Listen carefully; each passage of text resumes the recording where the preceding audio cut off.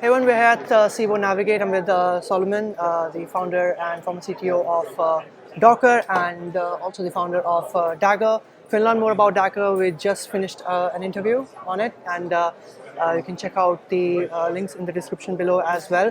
But Solomon, first of all, thanks a lot for joining, and I want to talk a bit more about your experience with entrepreneurship. So I'll directly jump onto this first question. What are some of the if you want to have a, let's say, if you want to give top three key takeaways for someone who is looking to start their own company in in 2024 now, what are some of the three lessons that you have learned and how you did things differently, for example, when you started Dagger compared to when you did with Docker? Yeah. Well, if you're starting a company now, I think um, the most important thing is to actually solve a problem. That's painful for someone. I really believe in that.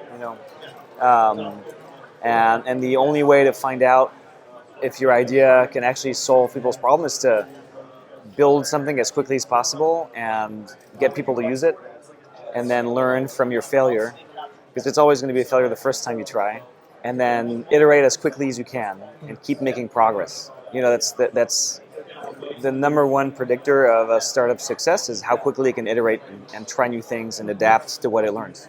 Yeah. And you mentioned about, like in your keynote, you were mentioning about pivoting. So the question I want to ask is, how do you know it's the right time to pivot? Yeah, you never know. But how do you make that decision? Yeah, I mean that's basically nobody knows, and that's the hardest part of entrepreneurship. At least in the early days, you have an idea, you're executing against that idea. It's maybe you're making some progress, but it's not obviously successful yet. So the question is, do you keep trying? Is it an execution problem? You gotta keep going a little longer, give it time to mature, or just do it better, or is it just fundamentally the wrong idea, and so you try something else, and no one can tell you, so it's up to you to decide. And there's danger on both sides. If you pivot too quickly, you're not giving your idea a chance to succeed. But if you're just bashing your head on the wall again and again without changing anything, you'll still be at the same place in 5 years. And so that's the fundamental difficulty of entrepreneurship, and it's why it's so lonely, because no one can really take that responsibility off of your shoulders. Yeah. And when we talk about entrepreneurship and starting a new company, let's say you have an idea, do you have to tie it in with a pain point? Is that necessary, or do you see people making it off, without having a clear structure in mind? Well, Just doing a startup for the sake of it. Does that work? I think it can work. Those two things can be compatible, because it's really rare that on the first try you build something that solves someone's problem perfectly. And so, like I said, the key is you start somewhere, and then you quickly learn and iterate as quickly as you can. That's a lot of work, and it's lonely, and you need to have enough persistence to keep going long enough. And to do that, it helps if you really enjoy what you're building. And so if you're a builder and you just have a gut feeling, there's some kind of thing you really love to build, and you're a little obsessed with it, that's very useful. It's useful to follow that, especially if you're young and you don't have a lot of experience anyway. You just build something you really want to build, and then hopefully that gets you close enough to a problem, and then get that initial momentum gets you going. So that can be helpful. So I would tell a builder that has a gut feeling for something they love to build to follow that gut feeling. Yeah, I want to talk a bit more about the team as well. So how do you ingrain because when you're a small startup, let's say you're 10, 20, 30, 40 people, and then it really takes off, and then you have 1,000 people, what is the shift that you see? Because then obviously, it's not a small company anymore. You have 1,000 employees. 1,000, 2,000 employees or something. So how do you communicate the company values that you set to establish at the beginning throughout your company culture?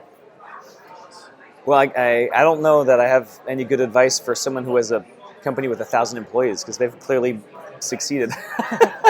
But yeah, as the company, even going from just you and your co-founder or co-founders to 10 employees or 50 or 100, that's a lot. It requires change because you have to be more organized in how you communicate. It's more work, investing in the success of the people on your team. So you need management. I think people who say managers are useless, they just have not met a good manager.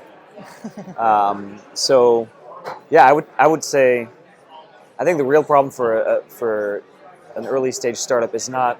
It's mostly try not to hire too many people too quickly, Okay. because the right answer, if you have a lot of people that you're responsible for, the answer is invest a lot of time in making them successful.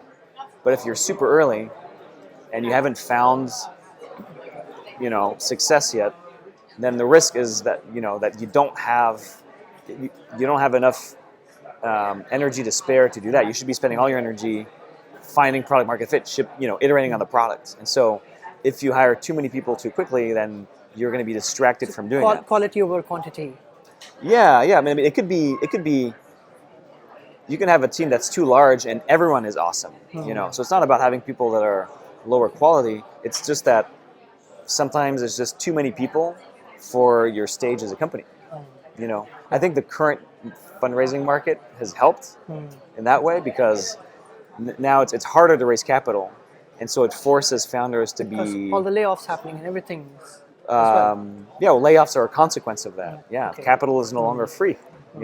And I think in the long run that's healthy, because it forces you to be more deliberate in how you use your capital. My one quick question on this is, how do you hire? What do you look for in an individual? So in our case, I think everyone's different. In our case, we have a very active community of Daggernauts, and so Daggernauts. Daggernauts, yeah, that's what we call people in the Dagger community. We spend time together on Discord. We have Zoom calls every other week all together. We have meetup groups around the world starting, and so there are a lot of people who are passionate about Dagger and what we're trying to do, and so it's. Everyone at Dagger is also a Daggernaut, and so sometimes we hire out of our community. Someone who's just there all the time and they love the product, and then we realize together, oh wow, it would be even better if they did this full time. It just sort of happens, But everyone on the team definitely has the shared joy of building. It has to be fun, and we made it our business strategy to build a community of people that want to have fun together building pipelines. And so that becomes a common trait of the team. We're builders. We like to have fun while building. We like to move fast. We're low ego. We don't mind doing 10 different things. Wearing 10 different hats. That's what you need in an early stage startup. 100%. Thanks a lot for sharing, Solomon. Just one last question, because it's important when we talk about entrepreneurship is funding. Someone who is just starting their own company, they have a small team, they're looking to raise funds. What has your experience been, and any pointers you'd like to share? Well, that's you could read a whole book about that, but I would say, or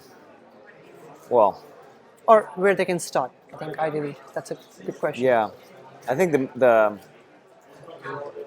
sometimes I talk to founders who focus on how do I get this much money, but then if I ask a little bit why they need the money, they haven't really thought it through, and sometimes they need less money than they think, or sometimes you realize, okay, it's going to be difficult for me to raise the money I wanted, and so how can I be creative and stretch out my runway, and so the best way to get leverage in fundraising is to not need the money.